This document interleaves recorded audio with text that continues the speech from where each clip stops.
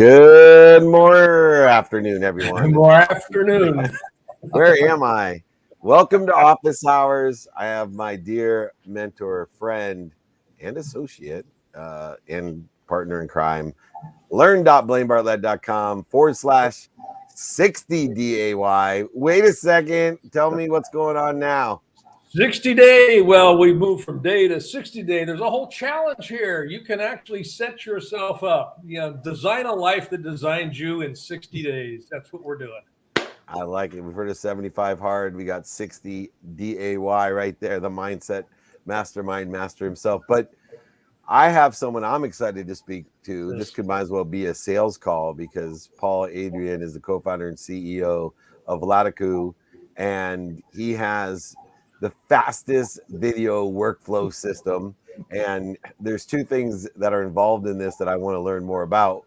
One, obviously, a video workflow system, which the efficiency, effectiveness, and statistical success of consistent, persistent content today is so important. And, I think that's my superpower is the consistency of content. Yep. But the word fastest just gets my hairs on my arm standing up because, things are so slow when it comes to video. The files are so big. Especially transferring video. And when you're doing TV shows, and I have the new Apple TV deal, and I have multiple editors and graphic guys, and everybody needs files. And it is a complete cluster. So welcome, Paul. And I may call you Apostle Paul at the end for being a savior of mine. But give me an idea of what the differentiators in the flow, the workflow, first of all, and then tell me how you attain the fastest moniker. Well, it's about connecting all the pieces, right? Because when you think about video workflow, when you think about what your crews are doing, shooting video out in the field, putting it in a collaborative space where you can access it, edit it, distribute it, typically that takes all these different vendor products, all these different pieces to make that happen. For example, if you're out in the field, shoot these great big files, you got limited bandwidth, you got to compress it, right? And that's one piece of software. And then there's umpteen acceleration companies. Maybe you use one of them. Maybe you build your own front end to that and you try to upload the video or FTP it. Big pain in the neck. And then where do you go? And is it secure? And is it private? And does it plug into your workflow? And so a lot of speed really is understanding where the video is coming from, where it's going, who you're sharing it with, and putting all the pieces together and making it really, really super easy. So just from an engineering standpoint, how have you actually been able to put this all together? Because, this is complex. When you're still looking at loss structures and everything that kind of goes into it, I'm assuming it's not a BitTorrent sort of a thing. There's other stuff in play here. So from an engineering standpoint, the really amazing thing that we have now, of course, we have AWS, we have Google, we have these infrastructure providers, which are continually evolving. And, in addition to that, you have so many other technology companies that are all working together to beat each other and to try to make their systems better than others. And what we do is we come into this and look at it from your point of view, which is, what are you trying to do? And our customers, by and large today, are some of the world's largest media organizations. My co-founder, Jay Kurian, and I were both broadcasters for 20 years. So we understood intimately what it is, to be out in the field on deadline, have to get your content back. And, the most important time of the day is 5 p.m. or 6 p.m., whatever that slot is what they called it. And if you miss slot, if the video got there too late, then everything you did that day up until the point was, worthless. You just throw it all away. You missed your deadline. And so by and large, the challenge that we have is at the drop of a hat, nobody knows what's going to happen tomorrow until it happens. And they send these crews out to, you name it, it could be Afghanistan, could be Iraq, could be, at the stadium where there's 50,000 people all hitting their cell phone at the same point in time. and there's going to be a crew there that needs to send video, back to a collaborative space where their teams can access it. And for us, again, a big piece of what we do is, we have an application, goes on your phone, goes on your laptop, and what it does is it assesses bandwidth. What is the bandwidth? Because it's different every time you hit it. It assesses video. What is your video? Is it a great big file that you shot on a Panasonic or a Sony camera, or now really an iPhone? You could shoot 4K, cinematic video, which creates huge files. Or is it maybe security video? If you're, covering a story and the police officers give you this security video that's highly compressed, what is the video? It comes in all shapes and sizes. And finally, your device itself, your phone or your laptop, what are the resources on that device? And so we assess bandwidth, video, hardware, device, and then we, in the moment, basically make a recommendation to that user, how to compress it, how to send it, do you need to compress it at all? And then we provide the technology that does it. And everything we do on the front end, whether it's compress, not compress, simultaneously compress it, send it, UDP, TCP, however we send it is based in the moment on what's going to work best to get it to the cloud. But then again, that's just part of the journey, right? Because really it's about workflow. And where is it going? Is it going to the cloud? No, typically it's going through a firewall, into a television station. It's got to be delivered in the right format because, the industry that existed for decades was companies that sold by proprietary lock-in. If you buy one piece of their system, you're stuck with them because they made it intentionally difficult to use other people's products. And so there's a whole industry of transcoders where you take a video in one format and you flip it into something else so that you can inject it into these asset managers, that are used at television stations and movie studios to, access the content and edit it. And so for us, compression in the field, acceleration to the internet, letting the right people know, having the right permission to the team so the right folks see it, and then getting through their firewalls that they set up because these stations are very protected, and sticking it into their systems following the rules of that system itself. And that, you tie all that together, and then you start looking at every little leap in that chain, and you try to take out every speed bump. And that's what provides the speed that our customers really seek. And, obviously as an Emmy award-winning journalist, someone who's been in for 2.5, 3 decades in the space, working with huge broadcast and cable companies, the landscape has changed dramatically. I've been blessed to be in the same or tangent space with you for 3 decades as well. And, sometimes I pinch myself, I just saw a red phone, and I'm sitting here going, this can't even be possible. And you're looking at the CEO of the world's first smartphone in '99. So I'm always looking for what's possible on a phone. But it seems to me that Latakoo is not only utilized for the bigger broadcasting and cable companies, but for individual creators like myself that are looking not only to capture correctly, modify, amplify, but also perpetuate their content so they have a repository, an evergreen repository to build that brand on top of, content. So that streaming side is one thing, but utilizing in the workflow this capture, modify, amplify, and perpetuate strategy that a lot of creators may consciously or subconsciously be utilizing. How applicable is Latakoo to a creator like myself? Totally applicable. And, I think the cool thing about Latakoo is, we were forged in the crucible of, the most difficult customers possible, right? And, that's where we started because that's where we came from. That was our life. And we saw it as our mission to make it easier for the folks who were going out and doing news like we once did. But having met their needs, and especially if you think about what happened, in 2020 and now 2021 with COVID, those customers now 2022, by the way. Now 2022.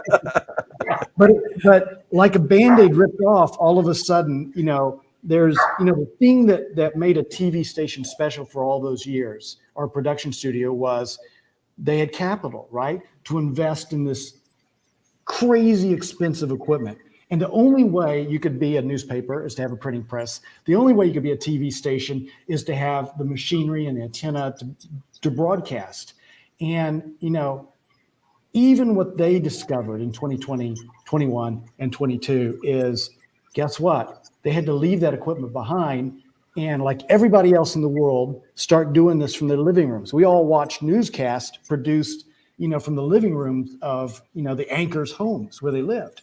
And so, and for Latakoo, what we saw was our usage from our current customers went through the roof, because now they're dependent on cloud-based workflows. Well, the beauty of that for you, David, is cloud-based workflows. What used to be crazy expensive now is accessible kind of in the AWS model, which is our model, which is you buy little and, use a superpowered tool.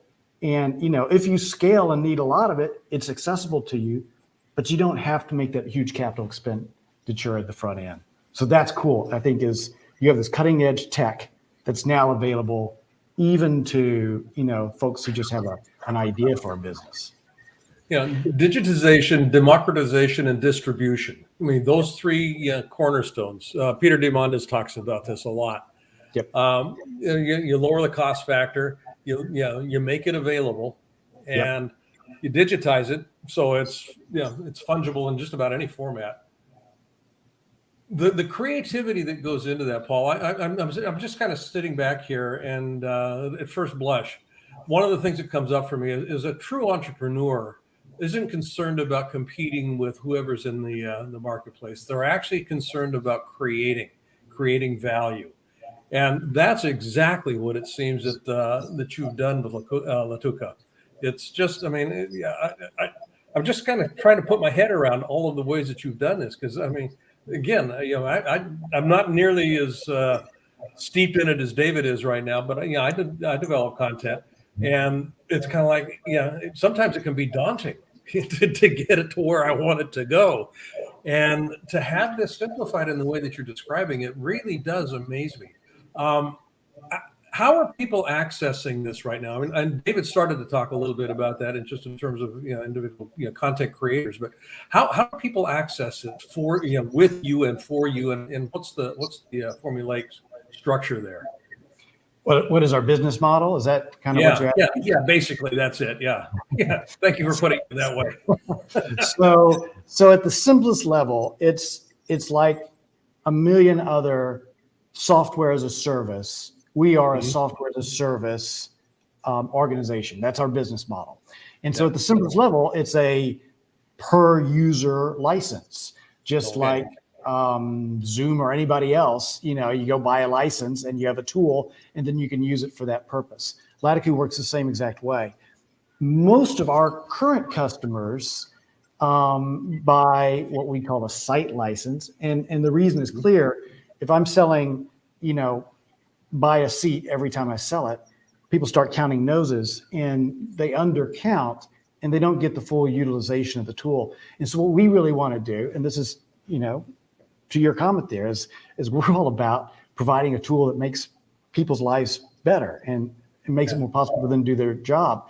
We typically say, let's define what your site is. What is your business? What is your production company? In television, it's kind of the question we ask, what is your budgetary unit? Which typically for a station group, which is, one organization owns a station in many cities, is a market.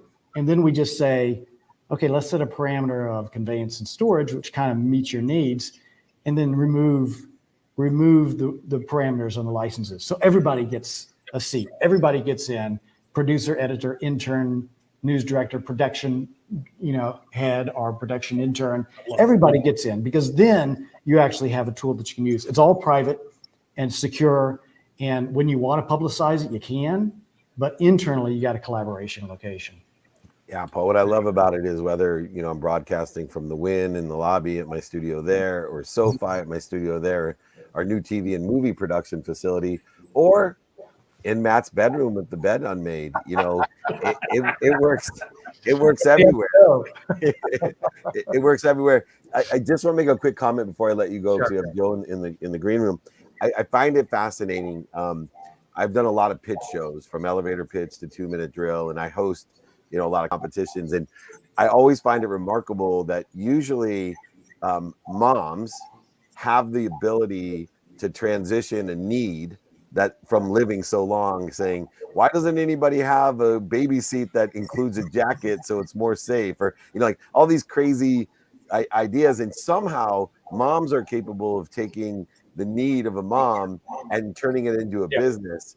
I find it, really exciting that you've been able to do that in broadcasting and in production, because I find a lot of people that have been steeped for 30 some years in a business, they don't have the vision.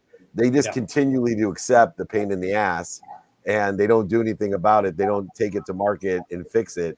And I really want to commend you, obviously, not only for being an Emmy award-winning journalist, but taking, the pain in the ass and fixing it for everyone and making a business of it. So I certainly, as a content creator, appreciate fully the workflow and the capability of speed, which I'll be utilizing. And I'm right when I get off the show, Matt will be online figuring out whether we need a site license or a seat license. So thank you for transitioning that need into an actual product. We appreciate it.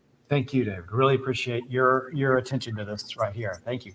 So you got it. Check it out. Good having you on the show. Adrian, co-founder, CEO of Latakoo, and it's home.latakoo.com. Thanks so much for joining us. Absolutely. Right. Thanks, Paul.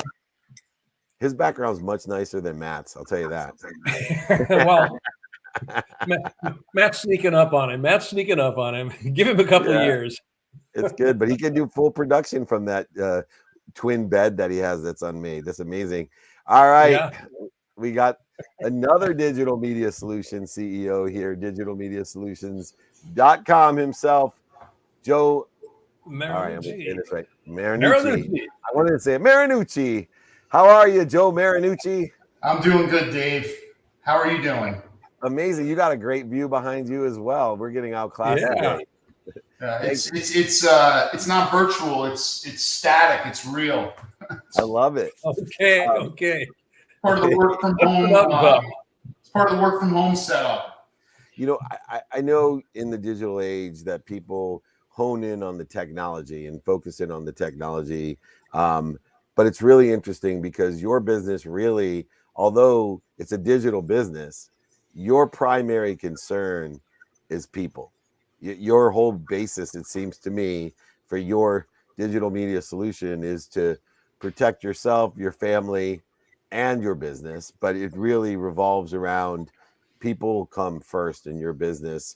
Has that always been your perspective in business, or had something occurred in your journey that re-engineered what business is about to you?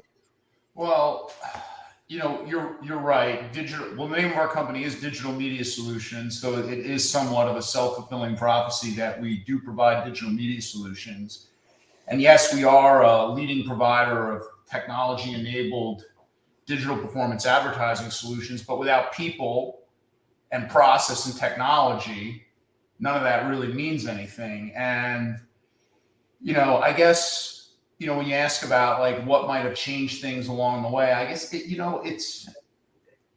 when we go back to like the beginning of COVID specifically, and I think about like a lot of the struggles that everybody had, including, everybody that's listening to this podcast, the thing that came to mind for me and my executive team, everybody's dealing with something, right? And, if you can humanize what everybody's going through by being able to listen to what they're going through, validate whatever their concerns are, show compassion and empathy for that situation, and then proactively look to provide a solution to whatever challenge they're facing, you're going to have a really good connection with that person, whether it's in business or whether it's in your personal life. And just understanding that dynamic, I think generally works, right? And that's what allowed us to successfully pivot the company back at the beginning of COVID, because we were thinking proactively. You said it, like, protect yourself, take care of you. Like, if you don't take care of yourself, you're in trouble.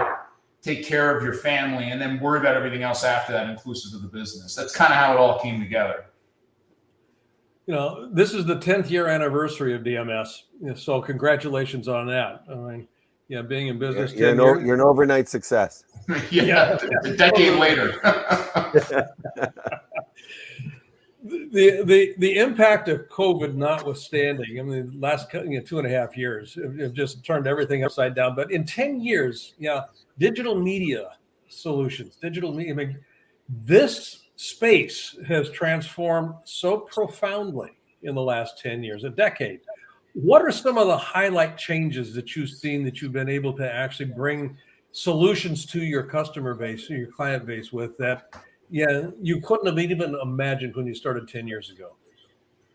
Yeah, I mean, 10 years ago, when I think about how manual some of the processes were, as good as, some of the automation tools were, we were basically 10 years ago just at the advent of what I would call even business intelligence, more, algorithmic type stuff, that some of the stuff lived in spreadsheets, right? And in terms of how our media teams made decisions 10 years ago, I wouldn't say we were living out of a spreadsheet, but we were certainly closer to living out of a spreadsheet than we were to what we're leaning into right now, which is the innovation and process that comes along with the advent of artificial intelligence. And we're certainly benefiting from business intelligence, and the totality of that really helps us move at a speed that we never could have moved at 10 years ago to create more efficient ad serving that creates incredible value for both consumers and advertisers.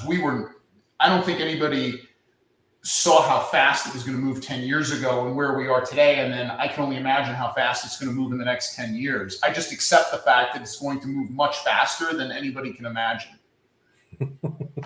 Yeah. I don't know what else to say. Yeah, I know. Without the last piece, I've been in marketing and advertising in sports and entertainment for years, and you utilize the word accountability tied into the media dollars that are spent. And it's interesting to me because, especially with digital media dollars spent, let alone TV media dollars spent, let alone print media spent over the years, and radio, billboards, I've dealt with them all. There's always subjectivity in tracking. You think in one way when we have digital media services involved that we can track exactly, but unfortunately the size, scope, and scale of the audience is uncontrollable. And so the accountability factor to me is the processes of advertising more than, being able to track the results. I was wondering what your perspective of, being accountable to every media dollar spent, what does that entail when you tell me as a customer, Dave, I'm accountable for every media dollar spent? Does that necessarily mean I know, hey, this ad produced this much revenue, or is there something else that's really important or that you deliver with that accountability promise? So we talk about either delivering the customer or the near customer. And when you talk about accountability to the dollar, we're ultimately accountable because it's our dollar. We're spending our dollar in order to deliver for our advertiser, either the customer or the near customer. So we're not getting paid until we make that delivery point. And there's a difference between the near customer and the customer. In some instances, we just can't convert the customer. We do a lot of work in insurance, and not in all major lines are we licensed to write insurance. So we need the carrier to write insurance. So we'll do a handoff to their licensed agent, and then they'll write the policy as an example. But it's our dollar that's on the line, and we're basically handing the customer off, and then we're getting paid. So, it's ultimate accountability because we have to be accountable because it's our dollars on the line. We're not just moving the advertiser dollars through our ecosystem and in the traditional advertising agency model, earning a percentage of spend. No, it's DMS dollars on the line, and then we get paid from the advertisers when we deliver the customers that they're looking to connect with. Yeah, that's an interesting little twist in the traditional advertising space, because like you say, I mean, most agencies would take a piece off of the spend itself and just place the spend. I've got to assume, and not knowing this, but I've got to assume that when you first positioned that and proffered that to your clients, that was a fairly unique position for you to be taking.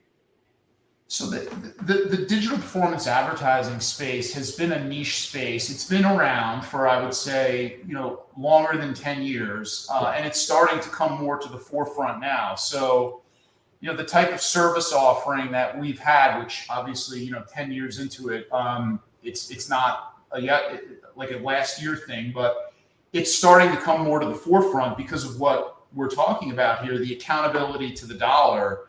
If the accountability to the dollar comes with a tie to a consumer coming along with that, that creates a lot of value. And then on the other side of that, we're always focused on, the relevancy of ad serving, because you got to create value on both sides. You can't just serve the advertiser and not the consumer. You got to create value for the consumer as well. And how you create value for the consumers by showing relevant ads and removing friction from the ecosystem. So if you do that on both sides and you get this connection point in the middle, and that again, that's how you create value in the ecosystem. And if you're doing it in a way where you're creating ultimate accountability in the ad spend, that's another layer on top of that. And one of the other things that's interesting that shifted in your business is redefining this idea of remote company culture. Specifically, what you do has re-engineered or redefined a new culture, especially in the last 2.5 years. What are some of the things that you've done to shape and redefine the new higher order of our company culture? So, we made a pretty aggressive shift early on, like many companies did, and we realized we were going to have to send everybody home. And in doing that, there was a crisis management element to it early in the pandemic, where you want to make a plan that's going to stand up to whatever the crisis is. So you got to have a really well-developed plan, which is kind of hard to put together when you're just dealing with such a massive unknown, which is what we were dealing with 2 years ago.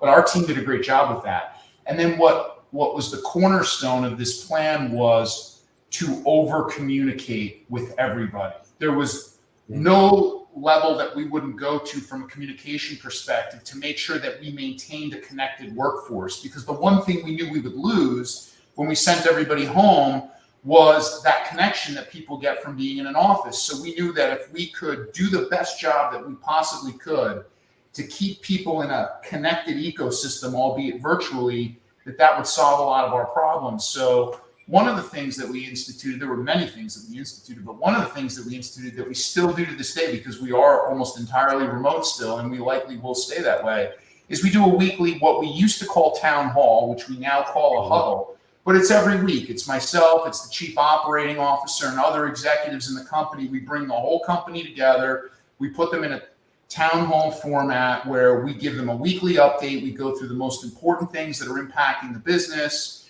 We take questions. Sometimes we do awards. We do a variety of things, and we leverage this communication strategy that we developed, which is to over-communicate, leverage systems like the best video technology we can to put people as much as you can in front of each other so they see each other, and to maintain that connection. So over communicate, that was one of the strategies that we employed, that we still employ to this day. And now I think we're 90 town halls into our town hall strategy. Again, we call it the huddle now, but 90 of these things tracking all the way back to March of 2020. The remote work is really interesting.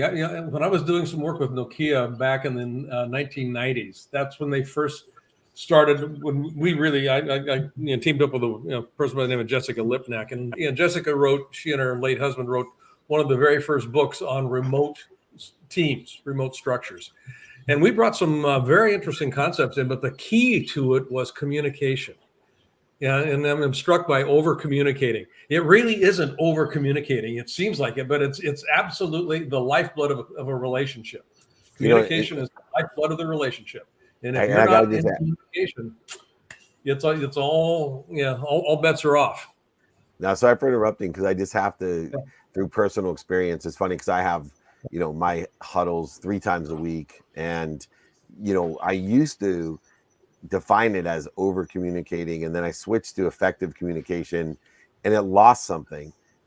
It really did, because I think the nuance of teaching people, look, you cannot over communicate.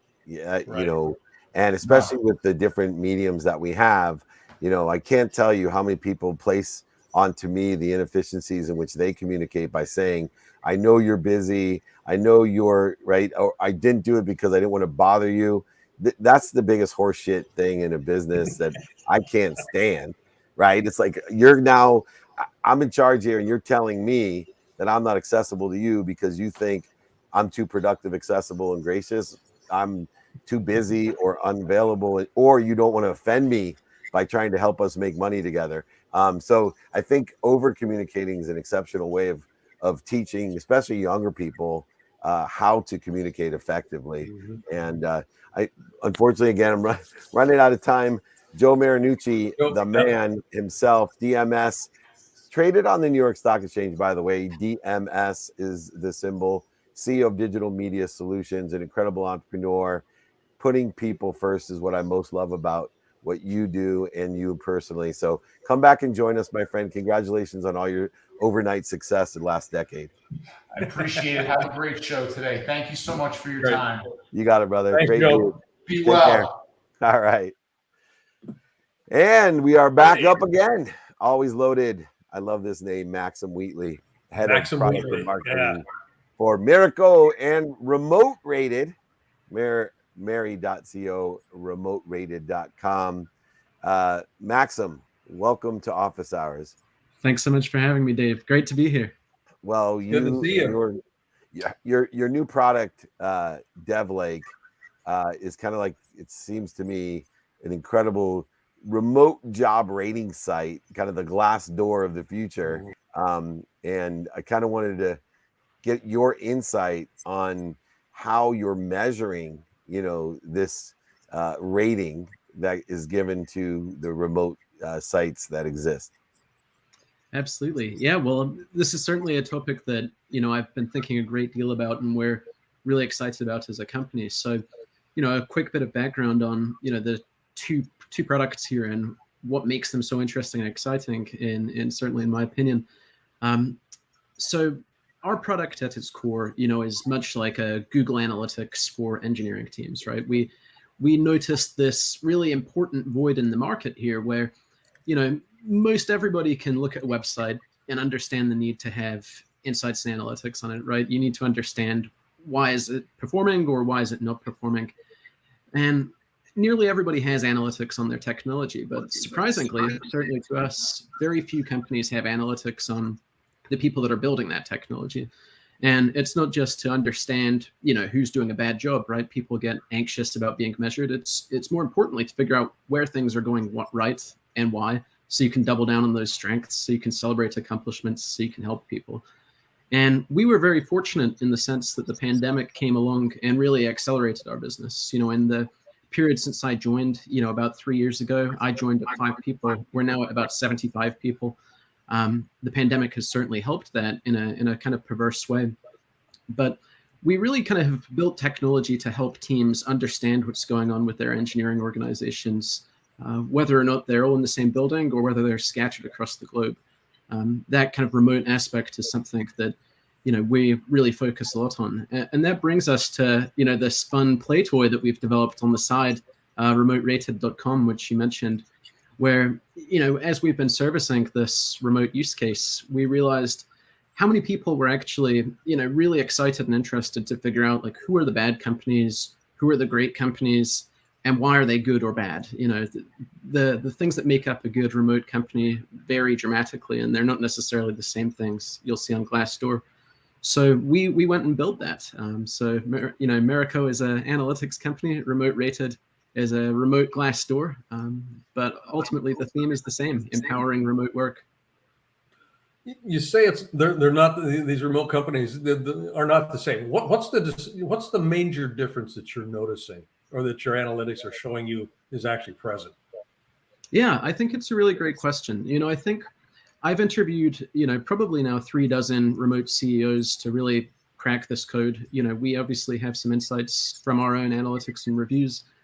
And, the things that stand out are surprisingly simple, right? I think it boils down to, clear communication, and the way I would define clear communication is, having set principles, having set guidelines around how the company communicates. So the companies that really struggle, there's people sending text messages, there's people sending emails, blasting each other on Slack. And the great companies have a really regimented approach to how they're doing this. So they have clear definitions. If you're solving a group problem, it happens in a Slack channel. It doesn't happen one-to-one. If you're giving feedback, it happens via Zoom or it happens via phone call. If you're communicating documents, it's happening through email. This kind of framework, as simple as it sounds, we've found, is a really common ingredient to the best companies. I think the other aspect, that we have certainly identified, is companies that are prioritizing asynchronous collaboration wherever they can, which means having a really fabulous document-driven approach to things, making sure you're really meticulous about how, when, and where in-person collaboration is happening, that you're not just wearing people out, forcing them into synchronous meetings just for the sake of having FaceTime. We found that the companies that are doing that are finding ways to have their employees work during their best hours. They're not stuck to a specific schedule. They're working when they're most effective, not when the company wants them to be effective. They're not getting burned out. They're attracting people who are top players because they're autonomous and they have a great deal of care and pride in their work. So there's so many things, but I would say, if I was to share 2 tips with any CEO across the planet, it would be those 2 things. Identify how you're driving an asynchronous collaborative culture that's document driven, how you're empowering autonomous work for your individual contributors. And then from a communication perspective, don't leave anything to chance. Make sure people understand how and what gets communicated through which channels and when. Maxim, when Blaine and I started working, there were certain companies that you knew were great companies because the employees, if they left, it was either because they died or they retired. That was the only way you were leaving the company. And I don't think there's one company that's true in all of maybe the world now. And unfortunately, the rating systems of how companies are rated a lot of times are one, usury and unfair in the fact that they're taking comments from people that have lost their job or left their job. And a high percentage of people that lose their job or leave their job are, more on the complaining side than the gracious side. In Glassdoor, for example, which I'm not a huge fan of, I think the benefit I have for Glassdoor is anyone that believes the BS on that site and doesn't, want to work for my company, for example, they're protecting me from that type of person because I don't want that type of person that would believe, complaining of somebody for nonsensical reasons, a company that then comes to you and says, hey, we'll take those down if you subscribe to Glassdoor, we'll protect you from these disgruntled employees or whatever. And so what makes what you're doing in the rating systems different? It seems as if, it's driven by the ownership, but how do we get back to, hey, here's the retention rate and the engagement rate? Because to me, I have a very high percentage of retention and a huge engagement advantage. I get the most productivity. People are amazed how few people actually run my huge company because they're so engaged and productive. But I don't see any sites out there, whether remote or not, being able to delve into those 2 very important criteria. Yeah, no, I think those are really excellent points, Dave. I think when we were really architecting the ratings criteria for remoterated.com, we really tried to focus on what are the attributes that make or break, a great remote experience. And we landed on a couple of variables that we felt were really important. Remote leadership, is obviously a key piece. And we really define that as being, a commitment from executive leadership to driving a remote culture, driving a remote first, set of processes, and leaving no ambiguity on the table as far as, a remote transformation may be concerned. Many companies, of course, 6% of the workforce, give or take, a couple of years ago that were remote. Now it's well over 45%. So many of the companies we're talking about are not remote first, they're remote transformed. So commitment to that is something we rate. We also focus on transparency. We find a lot of issues with companies who could otherwise be great, but develop cultures, of siloing or not sharing information or failing to communicate decisions or get employee input on things. That transparency is another piece that we wanted to focus on. Another part, which, I would like to dig in on that you made reference to there, about kind of churn, right? So few companies are able to hold employees for years and years, let alone decades, like we would love to see, and for many people was a reality back in the 50s, and beyond, right? And we find that so many employers are leaving because of a lack of career development, and lack of career development can certainly be massively exacerbated in a remote setting, right? There's no serendipity for me to come across and say, hey Dave, like I heard this project, I was walking by the room, that sounds interesting, could I dive into that? Or hey, I'm struggling with this, can you teach me how to solve that? Or have that kind of candid rapport driven dynamic where I can say like, hey, I think I'm ready for the next level, how can we get me promoted? That stuff doesn't happen so organically in a remote setting. So we also focused a lot on remote career development. And we're certainly finding, two things that I think are really interesting. The best companies on Remote Rated are the companies that are excelling at really regimenting that approach to career development. They're doing skip levels, they're doing coaching, they're spending money to bring in mentors, they're putting stipends together for people to buy books, to do courses, to develop, and they're making sure to put really clear pathways together for people to rise up the ranks, earn more money, earn more responsibilities. And that's really, really essential. And I think, a big part of what we're seeing with this quote unquote great resignation, is the aftermath of the companies who are failing at this. All of a sudden, they can't just skate by with these serendipitous Band-Aid approaches that we had for in-person work. All of a sudden, if there were issues or if there wasn't a proper approach to this, they're exposed, people are feeling it, they're leaving because they know they have to do that to accelerate their careers. So yeah, we focus on those things: transparency, leadership, career development, and then of course remote benefits, which I could talk a lot about too. All of these different things that specifically address the needs and wants of great remote workers. The idea of the great resignation, and David's heard me talk about this, I see it more as a great reclamation than a great resignation. People reclaiming their lives in some very interesting ways. Something came across one of my news feeds, I think it was yesterday, that the primary driver, there's a number of drivers, but the primary driver is not wages. The primary driver is the toxicity of the existing workplace, toxic workplaces. People are at home, they're remote. Their homes aren't toxic in the sense that you would find in many workplaces. My boss is me. I'm a nice guy. I get along with me pretty well. All that stuff. But the challenge is autonomy. People value autonomy. They value being in control. They value being able to make decisions. And for a very large number of folks, I don't think that there's an experience about how to do that effectively. So one of the things that I hear you speaking about is being able to provide containers. And I use the word container very loosely here, but a way to frame what I'm doing, how I'm doing, and why I'm doing what I'm doing, so that it actually makes sense for me. And that's one of the things that a formal workplace would provide, is that container. Without a container, things just kind of drip, and there's no way to actually hold it together. So I'm just curious, just in terms of some of the work that you're doing, how was that, for my framing of it, how's that container process actually being developed, or is it being recognized as being needing to be developed? Yeah, no, I think all of those are really interesting points, Blaine. And, I want to kind of go back to the beginning of your statement and work my way through it a little bit. I like this point that you made about, the great reclamation, as much as anything. And certainly one way I think about this, and I think how the best companies are thinking about this, is we all are deeply familiar with, all of this modern tech, right?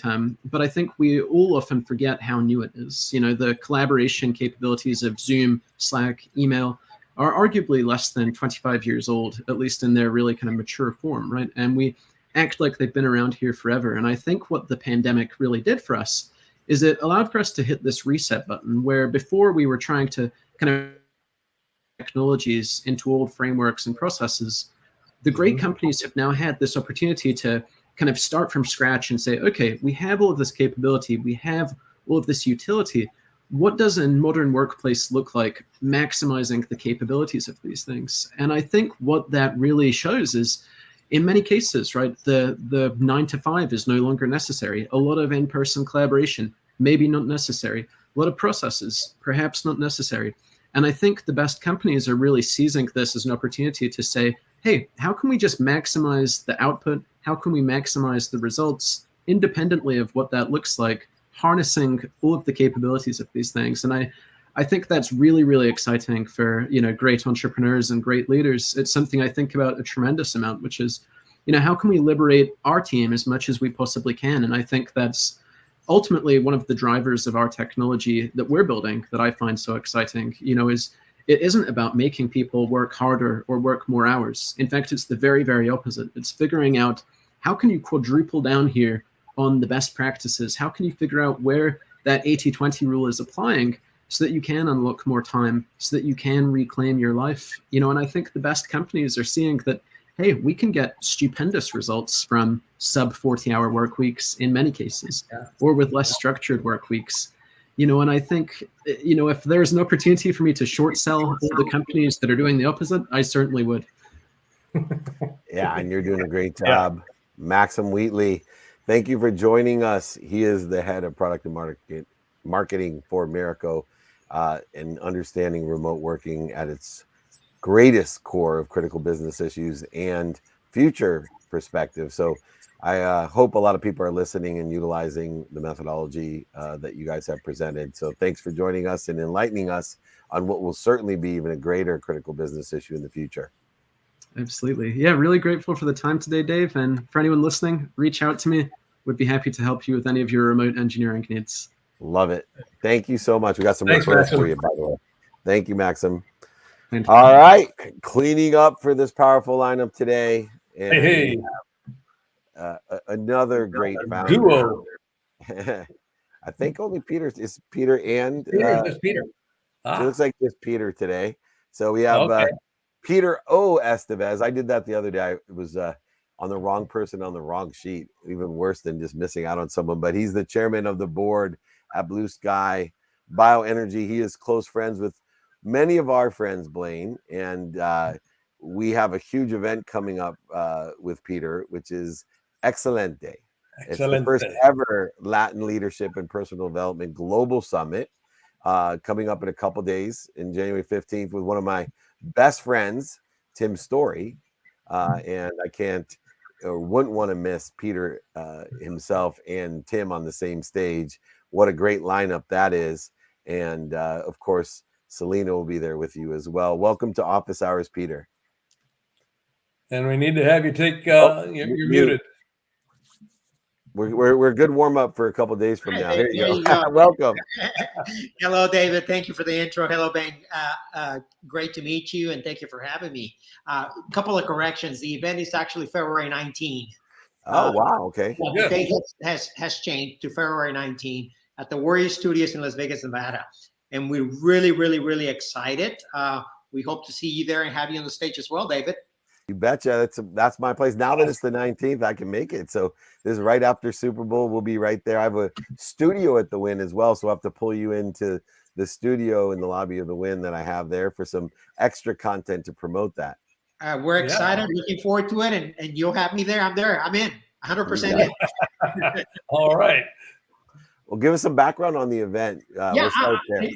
Absolutely. Excelente is the first ever leadership and personal development global summit for the Latin community.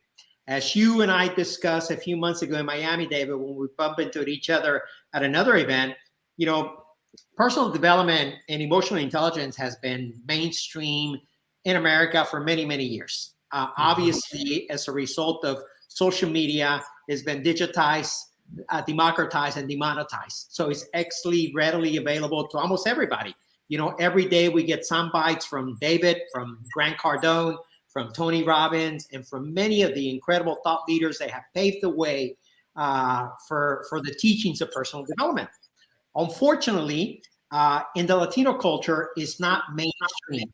Okay, the millennial generation, the J-Zer generation, the younger generations have been exposed to it, but have not really connected with the personal development space, and primarily is because we are lacking leadership in that space. We're lacking speakers that would be able to that they can identify with. I was introduced to the space about 14 years ago. I've been a student at the space for about 14 years. You know, I have one of those stories that I came to America at the age of 10 years old. I'm one of 13 children. Mom and dad was 15 of us. You know, blue collar family. Moved into a 2-bedroom, 1-bath home, less than 900 square feet. I often said that I was so poor I couldn't afford a dream. But the reality is that I went out there and I looked for mentors, even when the war was not as relevant or as important as it is today, right? I didn't know what a mentor was, but I was looking for people outside of my nucleus that were doing better than me, that dressed better than me, that drove better cars than me, that spoke better than me, that were that achieved a certain level of success. And at some point, I was able to break the throes of poverty and really amass a small fortune, for lack of a better word. But I still had the same social conditioning that I had adopted from my parents, that they adopted from their parents, that their parents adopted from their parents, so on and so forth. So I still had the same survival thinking. I still had the scarcity mindset. I still had the limited belief system. I still had a lot of the self-destructive behaviors, and I kept taking those behaviors into the boardroom, into the marriage, into the partnerships, into the relationships, into everything that I went to. Wherever I went, there I was, right? So it was not until I was introduced into the personal development space that I realized a lot of the issues that I had unresolved, that I had not dealt with, including emotional intelligence. And I went into some deep work. I've done work with Tony Robbins. I've done work with Les Brown, Lisa Nichols, Jim Quick, and a lot of our great friends, Robin Sharma, you know, a lot of the people that we all know that have paved the way in the space and that have really transformed the lives of many. But one common thread that I kept seeing as I traveled my journey to personal development was that there was no one out there that looked like me, that spoke like me, that sounded like me, that had an accent like me, that I could identify with. There was a missing link, okay? And what Celina, Tim, and I are hoping to identify is to be able to identify, be able to educate, be able to transform, and later empower other speakers, leaders that can go back into those stages, that can go back into the communities, and they can bring the message. So there's not other little Peters that go screwing up the marriages, the relationships, the partnerships, and the businesses. What a great mission. And welcome, Celina, by the way. Yes. We brought in a little bit late, but we would be at a loss if we didn't have you here. Although you don't look like the rest of us. You may sound like us, but you yourself are highly qualified as well to set a standard. I call people like Peter and you milestones. There's plenty of people like Blaine and I who have had 8- and 9-figure careers and stand to help elevate others, but it's a whole different story when you, as a Latin woman, and Peter can be milestones for kids to say, hey, if she can do it, I can do it. And I think that's one of the most important things that I found in sports, with especially my business partner, Warren Moon, you know, the first real great African-American quarterback, the only one in the Hall of Fame, that, you know, many kids today don't even think about black quarterbacks anymore. They just think about quarterbacks, right? And good ones and bad ones. That's about how they evaluate them. But it's so important for this event in February to take place for that milestone reason. I'm going to butt in with a quick question, Blaine, for Celina, since she came on. Yep. Do you recognize, number one, the idea and importance that you have on your shoulders of being that milestone? And two, you know, what are you doing in anticipation of being able to elevate others, to elevate yourself? So thank you so much for having us, first of all. And I am sweating over here with my internet issues, so I do apologize for that. We do this every day, so the internet screws up every day. Every day. I can either blame COVID or the internet for everything in my life that goes wrong. Or your mom. Don't forget your mom. Everybody can blame your mom. Who, by the way, is taking care of my kids right now. So yes, you know, to answer your question, I'm very familiar with your work, David, as well. And, you know, you talk a lot about how when you figure it out, there is a formula to create what you want in life. and having that power. And so much of that is being able to see it. And as someone who, I am not a visual, there's different types of manifestors that I just learned about. There's passive and there's something else. I am not a visual manifester. So when people are like, picture the exact, what the steps will look like and the car and the this and that. I mean, Peter knows, and people are like, if you could be anywhere, where would you be? And I'm like, right here, because that's where I am, so it's always has been so hard for me when, this whole, like, if you can see it, then you can have it. But if you can't see it, then you can't have it. And what I love about what we're doing is we're giving people another picture. We're giving them another thing to put into their mind, and not just us, but the people that we're going to celebrate and the people like you guys that are supporting this. That's huge to know as a young person, that not only do you now have a visual, but you also have information about all these different types of people that you thought for some reason, maybe they intimidated you, or maybe they made you play small, but instead they're actually trying really hard to be the wind at your back. Like, that's incredibly empowering. That's beautiful. Yeah. Yes. Yeah. That whole idea of visualization, Celina, I love that. Yeah. And there's a phrase in King Lear, Shakespeare's classic, where Gloucester is being questioned by King Lear, and Gloucester is blind. And he's saying, how do you see? And he says, I see feelingly.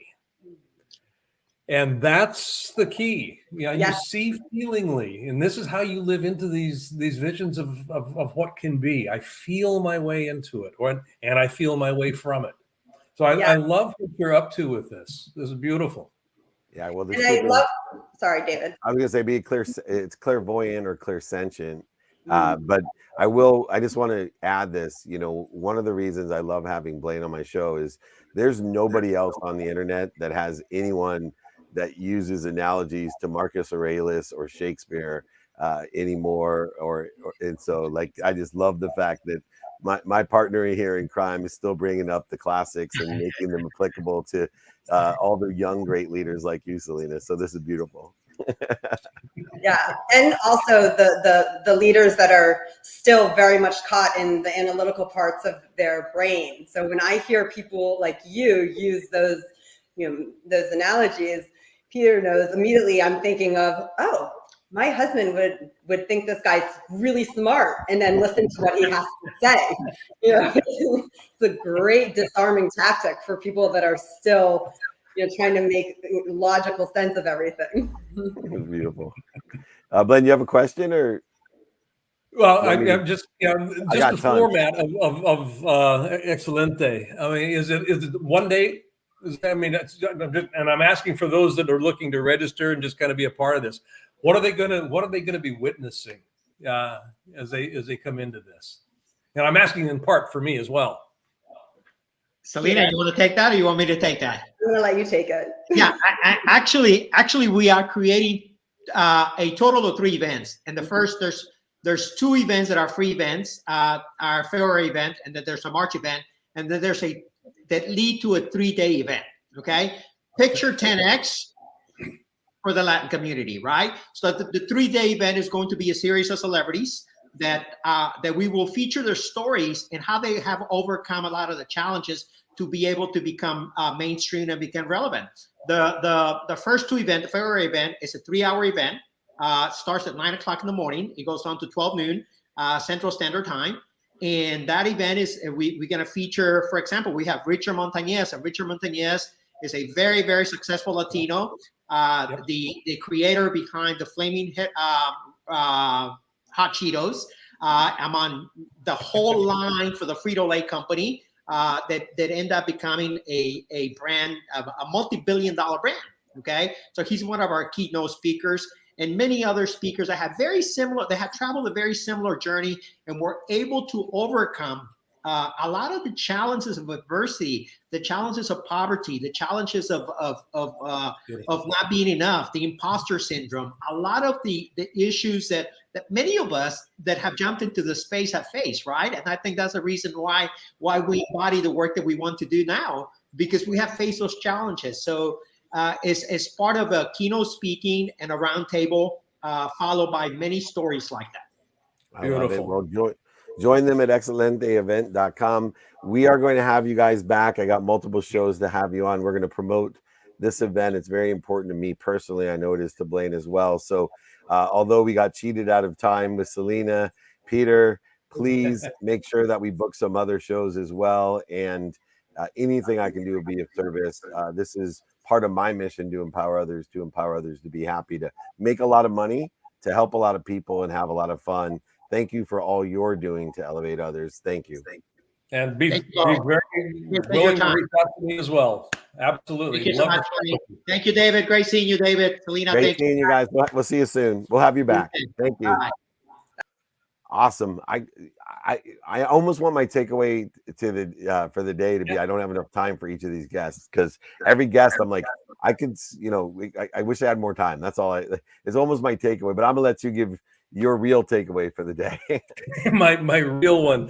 Kind of the theme of our first three guests, digital was running all the way through it.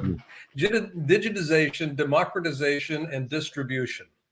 I mean, those three, and that's not unique. I mean, I didn't invent that. Peter Diamandis, when I was talking to him a long time ago, he brought this up in a conversation about access, about what is going to change the world, what is going to change the way that business is conducted and the way that life is lived. Digitization, democratization, and distribution drives the price point down, makes it accessible. And what I'm excited about,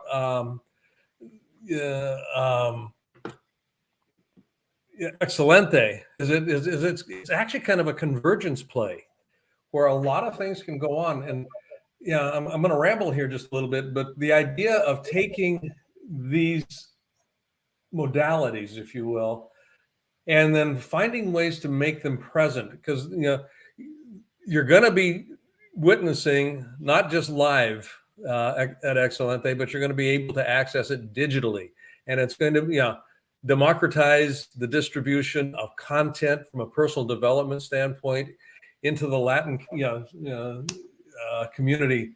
To Peter's point here, just make it accessible. And I mean, I love how all of this stuff comes together. I am so excited about 2022. I can't hardly stand it. I really am. I feel like a kid in the candy store right now, and that's where I'm at. You nailed it for me too. Is my birthday was a couple days ago, and I know thinking, it was. Yeah, I've always felt the strawberries.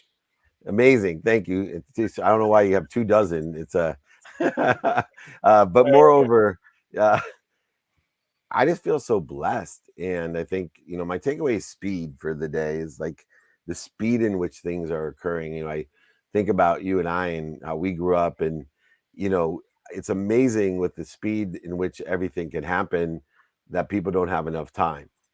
And it's interesting that all of the guests today are trying to apply our why to a time of activity that is meaningful, purposeful, passionate, collaborative, coordinated, all the different adjectives that you and I have preached and been taught and resource everywhere. So speed is something that we can utilize for more time, or it can actually take away from our time. And I want everyone to see how the utilization of speed can be for productiveness, for accessibility, and especially for gratitude. I'm extremely grateful for you, my friend. We ran a little bit over, and we could have run an hour over with these extraordinary guests. Learn.blainebartlett.com/60 day. Check him out. It will change your life. Be intentional about what you do, and I will see you soon, my friend. Okay, buddy. You take care. Love to you. Thank you for the great gifts. Although I'm getting fat. Why does everybody think I need cookies and strawberries with chocolate on them? And can't you just give me cash? I mean, honestly, let's just be honest. Give me some real value, something that I can use not to get fat. Anyway, thank you, Matt, for the gold coin you gave me. Very much appreciated the real value of gold over chocolate. But Marshall Falk, thank you for the cookies. Blaine and Cynthia, thank you for the strawberries. I love you. And Julie hates you for it, but I love you. Anyway, okay, I'm going over time and I'm rambling. I must have caught the Blaine Bartlett disease here. I'm sorry. What am I going to say? Training tomorrow, 7 a.m. Pacific time, 12 lessons of life. Join me, David at dmeltzer.com. Over 60,000 people registered for all the free trainings. We're going on 22 years of training. David at dmeltzer.com. 12 lessons of life tomorrow. But most importantly, be kind to your future self and do good deeds. We'll see you tomorrow.